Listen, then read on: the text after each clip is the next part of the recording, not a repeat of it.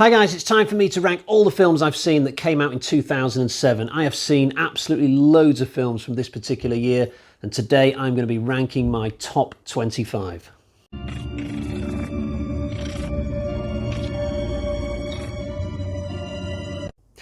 If you're wondering, I've actually seen 38 films in total from 2007, and I did consider ranking all of them from 1 to 38, maybe splitting it into two videos. But then I thought to myself, well, this series has dragged on long enough as it is. Maybe I should just keep it to one heat. So I'm just going to be ranking my top 25, but I will let you know the names of the 13 films that didn't make in. Consider them honourable mentions, if you like. So in no particular order, I must stress, no particular order. And some of these are actually really good films. That's a really weird thing. So Cinderella 3, that's not a good film. Watched it with my daughter. Transformers, I would love to talk about Megan Fox. Today's not going to be the day.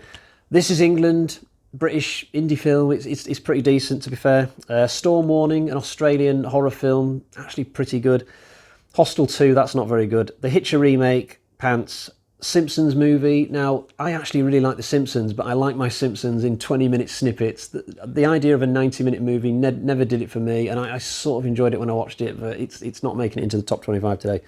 The Assassination of Jesse James by the coward Robert Ford. It's been about 10 years since I watched it. I can remember it being reasonable, but it wasn't brilliant. I've seen way better westerns. Teeth, horror film about a girl who literally has teeth in her vagina and she cuts men's dicks off, men who she doesn't like. It's a bit of a weird film, as you can imagine. Definitely worth one watch, but not good enough for the 25. Mother of Tears, Dario Argento film. Now, this one's been a bit unlucky. I suspect that I'm just a little bit Argento'd out at the moment by not including this, because I just recently did an entire review series for all the Argento films and a ranking for all of them, so I just don't feel like I want to talk about Argento at the minute. Mother of Tears is not one of his best films. Maybe it would have got in the top 25 if I'd have pushed for it, but I think it's fine not being in it, in all honesty. Spider-Man 3, a little bit surprised that this one's not got in. Resident Evil Extinction, I'm a massive Resident Evil fan. Why is this film not in the top 25? Because Extinction is possibly one of the weaker Resi films. Finally, Hitman, the Timothy Olyphant one that came out years ago. Pretty good action film, possibly just lacking a finale. Right, so those are the 13 honourable mentions. Before we get into the main ranking, a quick reminder that the top 2 films today will go through to the eventual grand final of 100 films, where I will be declaring once and for all what the greatest film of all time is. But for now, let's dive into it, and we'll start with the film that I consider to be my 25th favourite from 2007. This is an example of just how solid a list we've got today, because this is a pretty good action film, to be fair. Was it, though, maybe the point of the Bourne franchise where it just started to go a little bit stale, watching Jason Bourne do the same shtick? This is also the one where they were sort of very much aware of their success and sent Bourne a bit more global. So you've got a first act in England, then he goes to Morocco, and then he finishes off in the United States. John Wick 3 does a similar thing, gives you more of the same, but takes John Wick worldwide, although I'd much rather be watching John Wick 3 than the Bourne Ultimatum. The stuff in England and Morocco is absolutely fine. If this film has a problem, it's the final act in New York. It's just a little bit flat for me. And when Bourne goes to Treadstone, literally nothing seems to happen or be revealed. There's just nothing there almost.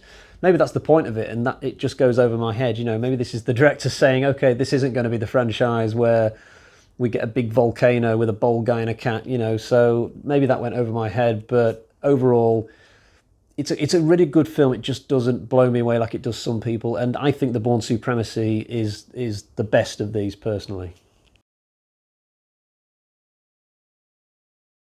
So this is the second film in the reboot run of these. It's not as good as the 2006 film. I think they rushed this one into production a little bit. It kind of shows, at least that's my memory of it. I can't actually recall an awful lot about this. I think this is the one with soldiers in it, but the fact that they're soldiers doesn't give them any kind of advantage over the freaks. I think they do get whittled down quite spectacularly, these characters. I can't remember how it ends. It is at least better than the original number 2 from like the early 80s, but that's not saying a lot, I guess. When it comes to the Hills Have Eyes films, the original film in each run are the really good ones, and the number 2 films in each run generally are the weaker ones. But like I said in the last video, I think what they should do with this, if they ever bring it back, is not do another film, but make it like a mini-series, 6 episodes, 8 episodes on one of the streaming platforms maybe. I think that would be a good new way to approach it. This is a good one, a bit weird, but good. So there are a bunch of youngsters on this pleasure yacht, this massive boat basically, the type of thing that most people can't afford to buy. And late at night, when they're out at sea, 4 of them go into one of the bedrooms and start having an orgy. Well, 2 couples having sex in the same room. And this one guy, he's got it into his head that if you're taking a woman from behind and you punch her in the back of the neck during, this will cause some kind of chain reaction ripple effect, which will enhance a woman's orgasm or something. I don't know. Why are you asking me? If you really want to know more, look it up on Google. It's the sort of crap that you can imagine teenage boys coming up with in the playground, spreading it amongst their mates, and next thing it's like an urban myth all over town. But anyway, this guy's got it into his head that it works, so he tries it, but obviously it doesn't go to plan. He hits this girl so hard in the back of the neck that literally she dies on the spot, maybe of a heart attack or something, I don't know. So at this point the film sort of becomes like I Know What You Did Last Summer. Everyone on the boat has a different opinion as to whether they should report this to the authorities or just throw the body overboard, and it becomes like it becomes like a war on a boat between the people who have differing views, if you see what I mean. And this one guy, the same guy threw what's known as the donkey punch, the hit to the back of the neck, he becomes an absolute psycho, and everyone's got to be afraid of him. So it's very much a human threat movie. There's no sea creatures or anything like that involved, no sharks, but it's actually a pretty decent little thriller from what I can recall. So if you ever see this one on a streaming platform or something, then absolutely give it a try, if you can get over the fact that it does start off in a really weird way. This was the last one I saw at the cinema. After this I was kind of like, yeah, I'll just watch them when they come out on DVD after this point. I mean, the traps are still good, you know. The one in the hotel room where the rapist gets his arms and legs pulled off, that's really cool. And I like the cruelness of the ice block thing. That's really well thought out. But the storyline's the problem at this point. It's just completely unbelievable that this could still be going. I mean, Jigsaw's dead and he's still coming up with stuff from beyond the grave. The twist at the end of this film is really good until you then think about it some more, and you think to yourself, could there really be that many games going on simultaneously? It's just absurd at this point. And there are flashbacks to Jigsaw's past that don't really tell you anything that you didn't already learn from the Saw 2 flashbacks. And the main character in this, I forget what his name is, the black guy from the police force who's in some of the earlier ones, he just doesn't have the personality really to lead a film like this by himself. He's no Donnie Wahlberg. It's not the worst Saw film by any stretch, but it's certainly not one of the better ones. This is the point of the series where if you're a fan of the franchise, then you'll still like this. If you're not a fan of the franchise, I think you'll be getting tired of it at this point. Me personally, I've just about got one foot over the line in the fan camp, but certainly not both feet. This is another example of just how tough this ranking is today, because this was quite a critically praised film. You got Ridley Scott in the director's chair, Denzel Washington playing a gangster, a drug dealer rather, and Russell Crowe as the cop trying to take Denzel Washington's character down. It's not particularly action-packed or exciting. That's the charge that I would level at it, but it's still a fascinating story. It's sort of like the complete opposite of Scarface. In Scarface, Tony Montana is really loud and in your face, and you know he's really obnoxious. He attracts all sorts of attention on his way up to the point where it just all comes tumbling down on him in the end. I can't remember the name of Denzel Washington's character in this, but he's like the complete opposite of Tony Montana. He's completely in control. He's calm. He's methodical. His rise to the top is really stealthy. And he doesn't go down in a hail of bullets either. When he realises that the game's up, he doesn't go for the grenade launcher. He just, accepts a deal off the police to only get so many years in prison, and then he's still got a life for himself at the end. So it's a fascinating film. It's just not that much of a rewatchable one. I saw it not long after it came out, and I've still not gone back to it since, but I can't deny its quality as a drama film. This is a British film starring Sean Bean. He plays an ex-soldier who has gotten really frustrated with how violent Britain's getting and how the police just never seem to do that much anymore. So he starts his own little gang of outlaws, if you like, who they go around not killing people necessarily, but acting as spanners in the works of criminal enterprises, if you like. But their honeymoon period of pulling this sort of shit doesn't last particularly long. This is a very depressingly realistic film from the point of view of the outlaws. Every time in this film where it looks like one of them might get killed or arrested, they will generally get killed or arrested. It's very gritty and it plays very real. There's no cheap ways out for the characters at any point. The film reminds me of another British film that came out in the 90s called Face, starring Ray Winstone and Robert Carlyle. They could be two peas in a pod, these two films. It's not bad, this. It's worth a watch. It probably doesn't quite have enough oomph to be an absolute classic, but it's still pretty good. This is an Australian horror film about crocodiles. Sorry, so this one's about a bunch of people who go on this boating day trip in Queensland, I think. It's that part of Australia in the north east where the biggest concentration of crocodiles are. Anyway, this boating trip runs into difficulty because a crocodile comes along that flips the boat. One of them dies and the rest of them get into these trees in this like mangrove type place. And they just can't go anywhere because the crocodile's just going to wait them out, basically. It's like one of those worms in Tremors. It just won't go anywhere. So this film is actually quite static for quite a long time in the middle of the movie, which might frustrate some people because these protagonists, they just don't really attempt an escape attempt for the longest time. But it's still an absorbing film, and you just know that the film's going to bring the heat, bring the juice in the final sort of 5 or 10 minutes, and it does. If you feel like you've heard of this film quite recently, it's because there was a sequel, but it took a long time to come out. So this first film came out in 2007. The second one, I think, came out like 2019. I think it's the same guy who did both of them. I think his name is Andrew DeBorky. That's not right, but it's something like that. And this one director, he's got like 4 or 5 films on his resume that are all aquatic creature features. I think he's done 2 that involve crocodiles and 2 that involve sharks. He just loves this type of movie, and I've seen most of them that he's done, and they're all pretty good. That being said, when it comes to these 2 Blackwater films, I think the second one is just marginally the better of the 2. The second one's called Blackwater Abyss.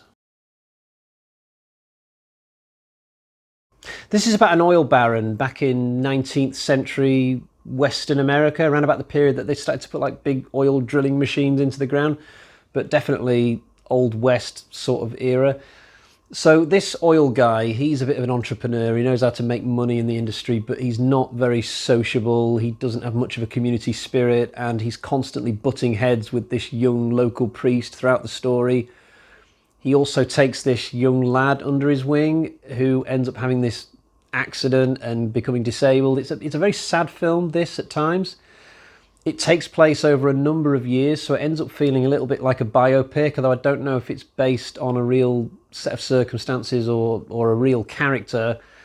The ending is very darkly comic and funny. I was grinning from ear to ear, and I think it was a film that went to the Oscars either as a winner or a contender, but I'm not sure about that. Oh, and Daniel Day-Lewis plays the lead. I should have mentioned that earlier. He does an absolutely fantastic turn in this. It's not a film that will be for everybody, so do your research before you sit down and invest your time in it. It is 2.5 hours long, I think, so think carefully if this is the sort of film for you. It's a drama film mostly, but a very unpredictable one, and certainly I can't think of any film that I've seen that's like it. This is a vampire film starring Josh Hartnett. I saw it in the summer of 2010, and the reason I can remember that is because I saw it the same week that I got married. I mean, nothing puts you quite in the mood for a wedding like watching a bunch of vampires running around Alaska killing people. I don't remember too much about the film, obviously, with it being 12 years ago. I just remember it being pretty damn solid. I mean, this spawned at least one direct-to-video sequel, and anytime a movie does that, you know it's got to be good. It's just one of the unwritten rules of horror filmmaking. One thing I do remember about this, though, is that there's a weird break halfway through the movie where some of the characters find a little bolt hole and then 3 months pass or something. You don't usually see that. Like most times in horror films, the timeline's usually pretty short. You know, once a story starts, it only lasts like 24 hours or one night or 2 nights maybe, but not like months or years. So this film has a unique little spin in terms of how it plots its story, and I just remember it being very, very good. It's definitely one I need to revisit. This is based on a Stephen King novella, which was originally included in the Skeleton Crew anthology. It's about a mysterious fog that starts sweeping across America, and these monstrous abominations come out of the fog. So it's a little bit like John Carpenter's The Fog, but with monsters instead of ghosts, essentially. In the written form, though, it's an absolutely fantastic story. It's probably one of the first Stephen King stories that I ever read. I don't understand, though, why he didn't turn it into a full-length novel. I would have done if I'd have come up with this idea. And it's not like the story ends in a really natural way in the original. It kind of reminds me of, so if you're of a certain age, you might remember buying CD singles, and what would happen is you'd have one really great song as the A-side, and then they'd also include these lesser songs as the B-sides. They throw those in there just to make you feel like you were getting a bit more value for money buying the single, but sometimes, I don't know if this is the case for everybody, but I would buy a single every now and again where the B-side would strangely be better than the A-side. The Mist is Stephen King's underrated B-side moment. It's a story that he really should have done a novel out of this. And conversely, there are times where he's done novels and I've thought to myself, maybe that should have been something a bit shorter and quicker. Pet Sematary would be an example. I found that book a real slog to get through, even though it's one of his more famous books. Anyway, the movie of The Mist is pretty damn decent. It doesn't come close to the original novella for me, but it packs a punch, and it's got a really heartbreaking ending. I suspect if Stephen King had come up with the ending you get in the movie, he probably would have used it himself. This is a supernatural horror film starring Sandra Bullock, and how I came across it was really random because I found it in my wife's DVD collection not long after we met, and it stuck out like a sore thumb because it was absolutely the only horror film on the shelf, so to speak. So I zeroed in on it and started asking her about it, and I don't think even she remembered where she got it from. Probably she just thought it was the latest Sandra Bullock film or something without even properly looking at the back of the box, and chucked it into her basket at the supermarket. I don't know, it probably went down like that. So the film is about this woman who has found out somehow that her husband's going to die in the next 7 days or something, and she's got to figure out how to stop that, and there's this time-bending, time-twisting sort of plot where she's going back and forth. I can't remember the details now. It's been like well over a decade since I saw it, but it is a good film. I definitely remember it being pretty decent. It feels a little bit like The Ring with its 7-day structure, I guess, although it's nowhere near that film. It's a good entry-level horror film, I think. It's a good one for sort of giving to a 12-year-old so they can sort of dip their toe in the water. There's nothing too gruesome in this. It's got Sandra Bullock in, you know what I mean? But from what I can recall, the plot was a little bit creepy and somewhat clever, and I remember enjoying it, certainly. The timing of this video is a little bit unfortunate because I'm about to watch Harry Potter and the Order of the Phoenix in the next few days. I've been doing a run of the Harry Potters, and this is the next one that I need to watch. So if I do a ranking of the Harry Potter films at some point in the next few weeks, which is something I'm of a mind to do, I think I might have more to say about the film then, possibly. But I have seen this film twice before. There's a reason why it's come this high in the ranking. Now, Harry Potter and the Order of the Phoenix was my favourite of the Rowling novels. It was also the longest one. It was a little bit jarring watching the movie version for the first time because for whatever reason, they decided to really truncate this one, make it the shortest movie. So they cut loads of stuff out, and it was weird the first time through it. I think if you ask a lot of Harry Potter fans what they thought of this when they watched it for the first time, I think they might have similar thoughts on it. I did give it a second viewing sometime later and enjoyed it a lot more. I was just able to chill out and not even worry about whether it was close to the book or not. So it'll be fascinating for me to see where this eventually comes in my ranking when I've had this next rewatch, because I've not watched it in quite a few years now. So I guess we'll see what happens.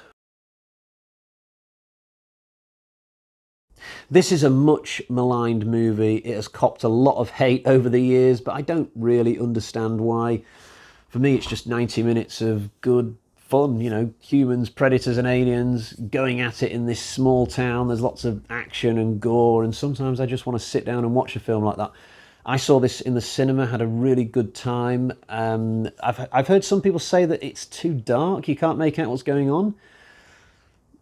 Personally, I've always been able to make out what's going on, and I've seen the film 3 times now. I do vaguely remember some dark, shadowy scenes, but it's not been an issue for me. I'd probably rather a film play around with the shadows and the lighting a little bit rather than just light everything, which seems to be the case in Jason 10. I don't think there's a single shadow on that spaceship, but Alien vs Predator Requiem for me is just, it's a good time involving two of my favourite franchises going head to head. I am a big fan of Alien and Predator, so I think that does help. Possibly one of Tarantino's lesser thought of movies. This is about an ex-stuntman called Stuntman Mike in the movie. Brilliantly designed character played by Kurt Russell. He basically goes around killing women by sort of ramming into their cars with his tricked out stunt car, which is more impregnable than anything else on the road because it used to be used for stunts in movies. Now, this was originally meant to come out as a double bill with another film called Planet Terror, and the whole project was called Grindhouse.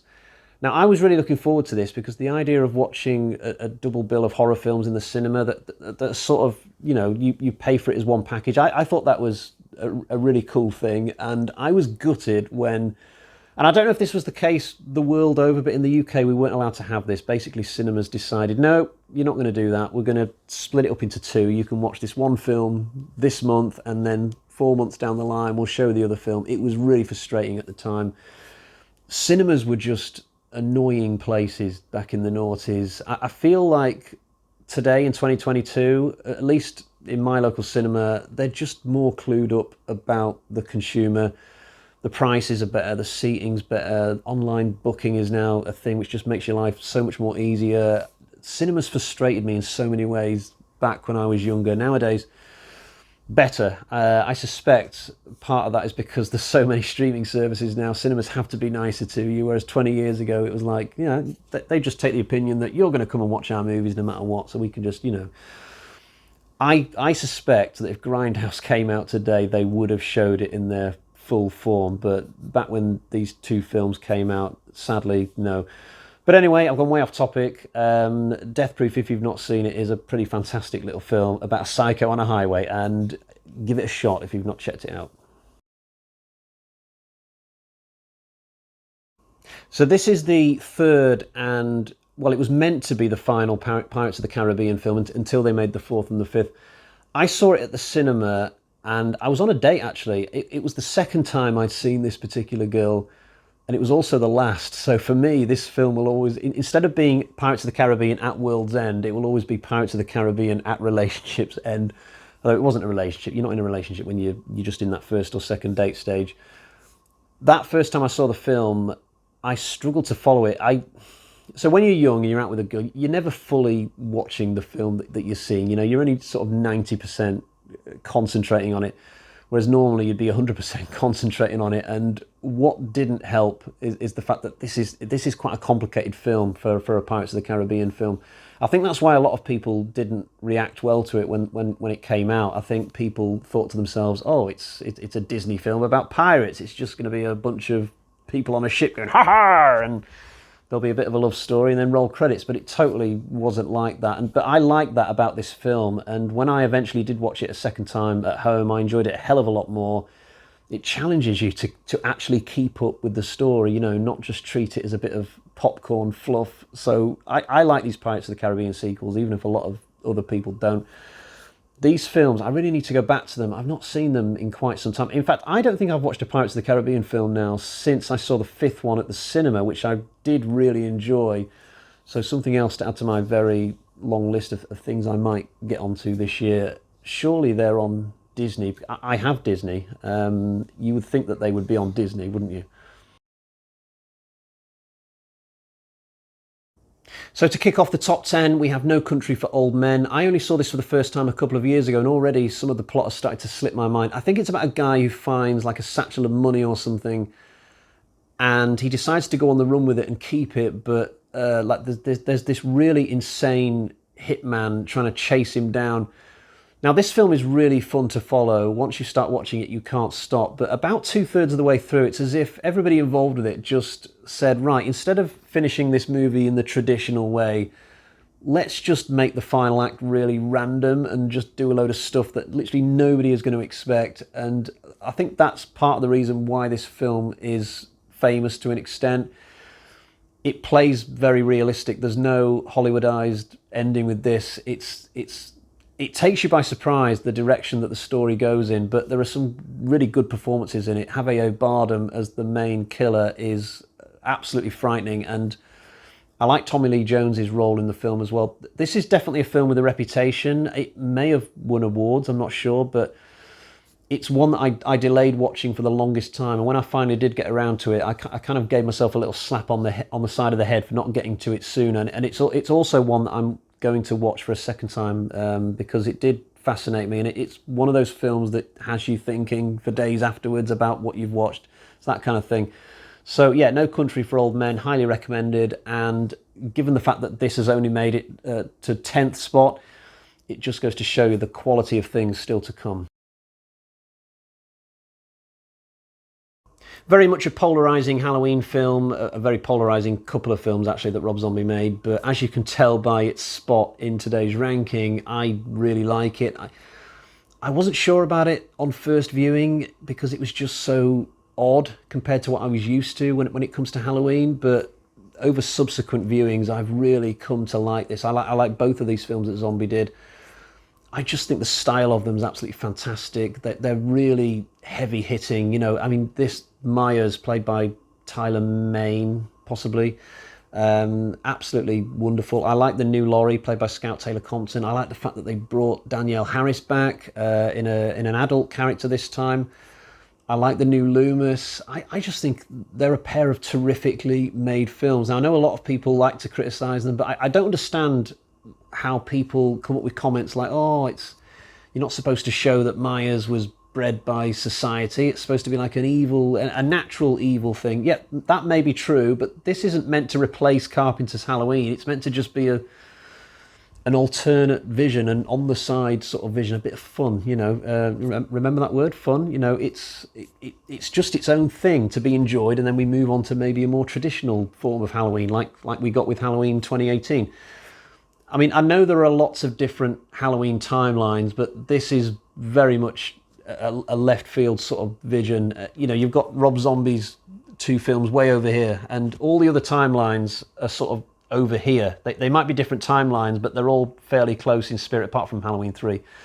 So you just got to look at this as what it is, and I'm personally someone who has been able to really enjoy what Zombie did with this. I'm not like a massive fan of his. Some of his other films I can't stand. Like I watched 3 from Hell recently, thought it was god-awful, but I've always enjoyed his Halloween 1 and 2, and we will never get 2 Halloween films like this again. So yeah, I'd much rather take something like this than TV movie Halloween, which is what you get basically with Halloween H2O and Jamie Lee coming back with a paycheck. That type of Halloween film, that type of sequel's never done it for me. When I did my Halloween rankings quite recently, I think I had these 2 films 5 and 6, and even then I was putting them about as low as I could possibly go. When I went to see this, I was long past the point really of caring whether they made another Die Hard film, but I was at least curious to see what they would come up with. The film's got a different title, by the way, in the UK from the one it has in America, so we know it as Die Hard 4.0, whether you think that's a good title or not. And I think in America it's called Live Free or Die Hard. I kind of prefer our title, to be honest. But I was really impressed with this. I thought it was a fantastic action film and better than the third film, for my money. I know not a lot of people will agree with me on that, but the third film I thought was quite diluted in its violence. It had a really poor ending and just wasn't that satisfying overall. This one, I just loved it from start to finish. I loved the camaraderie between Bruce and the new IT geek that goes along for the ride with him. This one's got a number of really good villains, and the whole package from first to last was just really very, very satisfying, and it made me sort of keep my ear to the ground afterwards to see if there was going to be a Die Hard 5. If I only had to keep 3 of these for my ultimate custom-made Die Hard trilogy, if you like, I would keep 1, 2, and 4. I mean, I still go back to 3 occasionally. There's still enough there to warrant me doing that. Not so much with 5. I mean, I didn't hate 5 as much as most people, but it certainly wasn't up to the standards that you would expect for this series. This is a Dutch war film by Paul Verhoeven, the same guy who brought us RoboCop and Starship Troopers, among others, although this is very different from anything I've seen him do before. It's basically a war film about a Dutch woman who she infiltrates the higher ranks of the Nazis by becoming the girlfriend of one of the really senior officers. But the story goes down some really unexpected routes. So very early on in this, I just presumed that this officer that this woman gets with would be a really nasty individual, and this woman would really have to sort of look over her shoulder throughout the movie. But no, it turns out that she gets with like one of the very, very few nice Nazis at that level of the command anyway. And I'm not going to give away all the twists that happen in the second half of the film, but it's a really gripping story that winds this way and that. And I don't know if it's based on true events, actually. Possibly some of this is based on real stuff that happened during World War II, but it's a good one. If you're into war films, then you should definitely check this out. I remember introducing this to my dad, who was the ultimate war film connoisseur, and I was in his good books for a good couple of weeks after showing him this one. This is a film about the Zodiac Killer who terrorized San Francisco for real back in the early 70s. And what's fascinating about this guy is that he was never caught. I think he killed maybe 4 or 5 people, and then he just stopped, which made him very, very hard to catch, especially with early 70s technology. Maybe if the Zodiac Killer had been around today, he would have been caught, who knows. Now, the film doesn't Hollywoodize this story. Let me just say that right now. If you go into this expecting a clear resolution where the killer is either caught or killed, you're in for a rude awakening. You will not get that. This film is more about the obsession of like reporters and police who are trying to find him, but we get no clear answers ultimately. As a viewer, you are presented with 2 or 3 suspects with whom it might be. But personally, I came out of this film thinking that I'd probably not seen the Zodiac Killer actually in the film. You may look at 1 or 2 of the suspects presented and think that they are the killer. Maybe it's entirely up to you. But it's a very unique film. It's got Robert Downey Jr. in one of the roles he would have had a bit before Iron Man, and Jake Gyllenhaal's in it as well. I think I'm going to sound like an idiot if he's not actually in it. It's a great film, this, directed by David Fincher, who was also responsible for the magnificent Alien 3, whether he thinks it's good or not. So yeah, this one's highly recommended. It's great. This is a zombie film set in an apartment block from the point of view of a reporter and some firemen who are called to the scene very early on. It's a found footage film, but that doesn't bother me. I absolutely love that subgenre. It's a Spanish film with subtitles at the bottom. It's probably the best Spanish film I've ever seen, in all honesty, although it might actually be the only Spanish film I've ever seen. It's really fast and frenetic, this. It plays very realistic, but you totally get into this situation, and the way it plays out, you just can't take your eyes off it. Mostly fast-moving zombies, that type, and when I picture Wreck, I just picture the stairwell in the middle of the apartment block and all the zombies going up and down it at various points.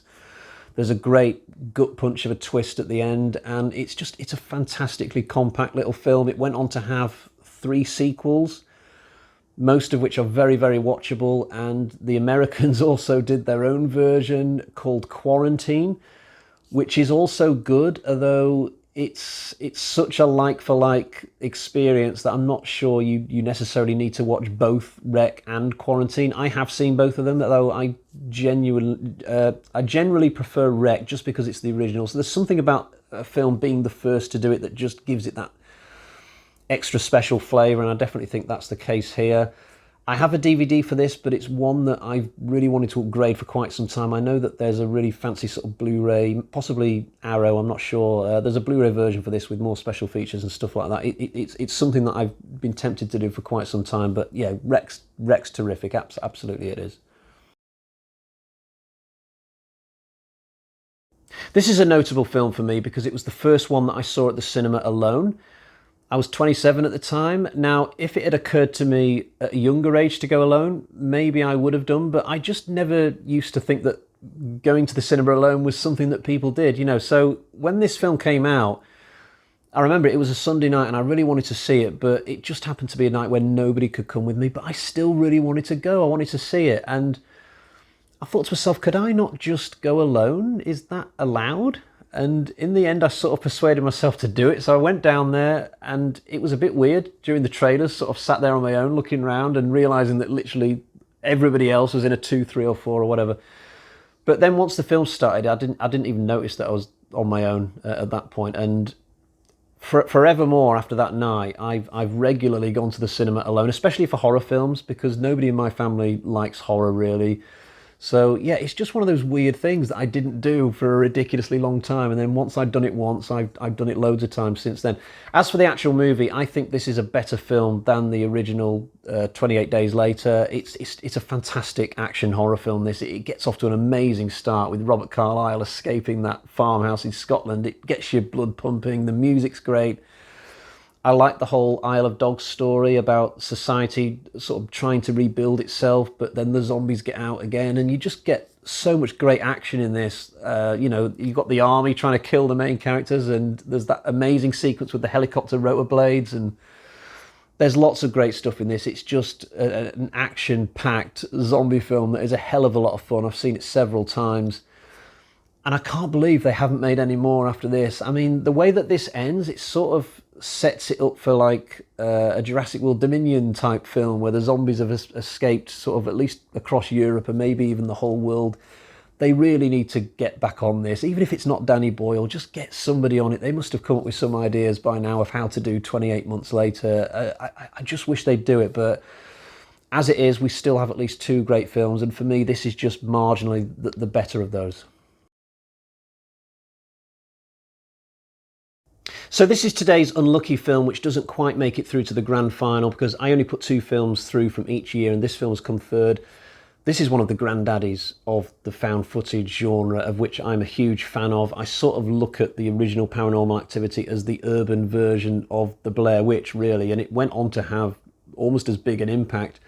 In fact, this franchise has done a better job of keeping going than Blair Witch. There's 7 films for this now, though I haven't seen the most recent one because it came out on a really weird streaming platform that I've not personally got access to, but I will get onto that eventually. This first film, though, genuinely scary. I love it when a film has a really small budget but a really creative idea at the heart of it, and it drives that idea home in a really well done way and makes billions. It just warms my heart, you know. It's much more impressive when a film does that than when it's armed with like a £250 million budget like Avengers Endgame or something and is guaranteed the success. But this is an amazingly executed film. It's only got about 3 characters in it, but it's genuinely effective in what it does. Some of the scare scenes in it, like when Katie gets up in the middle of the night and goes around and just stands over Mika. I mean, that the first time you watch that, it really kind of just has you glued to the screen to see if anything's going to happen. The 2 main characters, I think, play themselves, Katie and Mika. I assume that they didn't go on to have particularly great careers because I've not seen them in anything outside of this franchise, I don't think, but they were great in this and they have a really good chemistry, and the whole movie is just flat out impressive for me. So this is my number 3. It's now time to go on and find out which 2 films will be going through to the grand final, starting with this one. So our first finalist today is Sunshine, a sci-fi film directed by Danny Boyle. This is an absolutely fantastically original film. It's basically about a spaceship that needs to go really close to the sun to fire a bomb at it to reignite it, because this is at a point of the future where the sun has started to die out and that has put Earth in jeopardy. The only way that this ship can get even close to the sun is because of this massive shield that's on the front of the ship. But even then, it's a really dangerous business, and a lot of the crew sort of accept that even if they accomplish their mission, they might not be able to get home. Now, this film is just amazingly shot. It's so stylish. It's got an engaging story, great characters. The cast is really deep. I mean, it's got Chris Evans in it, Rose Byrne.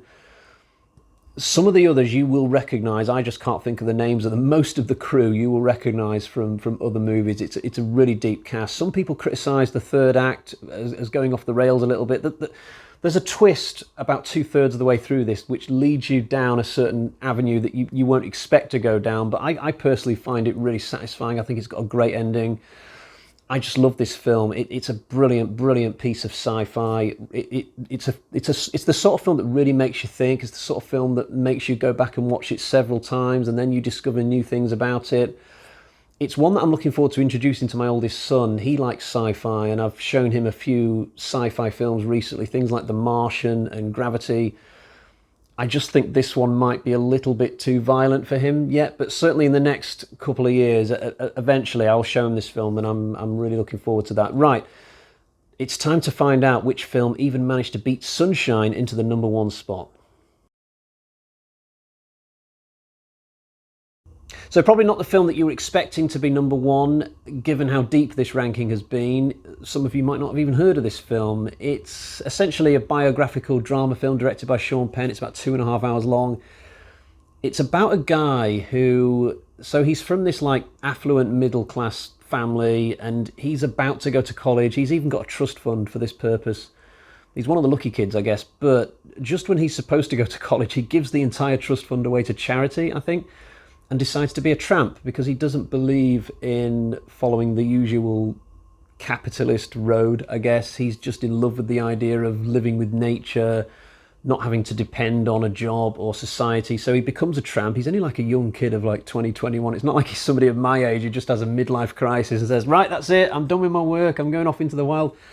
No, this guy's very young, but he's very sure in what he wants. So we follow his journey as he goes around America just being a tramp, and he meets loads of people and has a few sort of off-the-grid experiences. His ultimate goal is to get to Alaska because that's what he sees as his end goal, basically. He wants to live on his own in Alaska, freezing his butt off, just living off the land. That's what he wants to do.